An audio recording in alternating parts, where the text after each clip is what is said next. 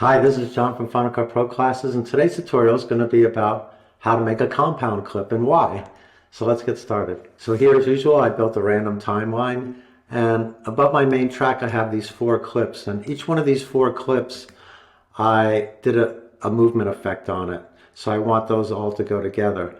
So now I want to move this effect as one, and that's a good time to make a compound clip because I don't want to have to re-keyframe every single shot to match what I want to do to move it over to another position. So I'm going to highlight all 4 of those shots, and I'm going to right click it. I'm going to say new compound clip. I'm going to give it a name. I'll call it effects 1. And when I hit OK, and it's going into the event New York City Z, and I hit OK, and you can see it collapses those 4 clips down into one clip. So now I'm able to take that effect with those 4 clips in it and move them as one. So for instance, if I go to the scale, I can scale this clip down, which is these 4 clips together, as one, and they still all do the same thing. So if I rub through them, they're still all moving in the same direction. I can blow it up. I can keyframe those 4 clips to move across the screen if I want as one.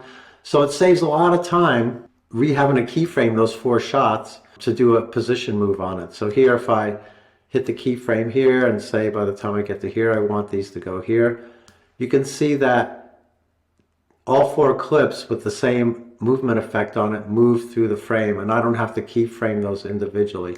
So that's a really good reason to use a compound clip. The other thing about a compound clip is that once you make the compound clip, it won't go beyond where you made it originally. Even though you have more media on all of these shots, you can't pull this out further. To get into the compound clip so you can pull it out further, you would double click it.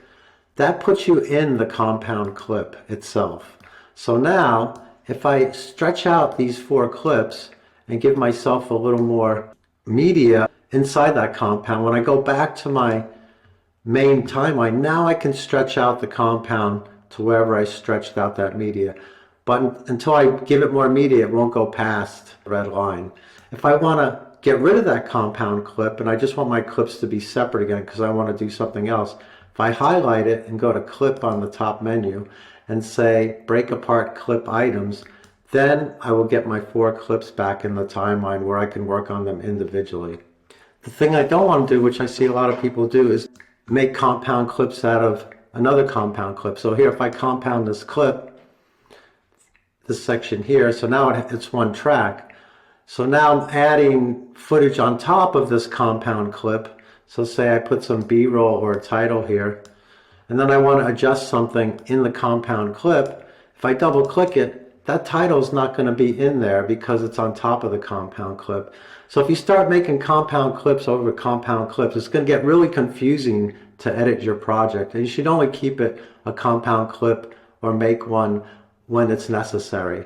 So again, I'll go back to my main sequence where this compound clip is. I can tell it's a compound clip because of this icon, and I want it back to its original state. So I'm going to highlight it, hit clip, break apart clip items, and that breaks out my compound clip to where it was. Another reason you might want to use a compound clip is, say I'm done with this sequence, but I want to make the whole thing black and white.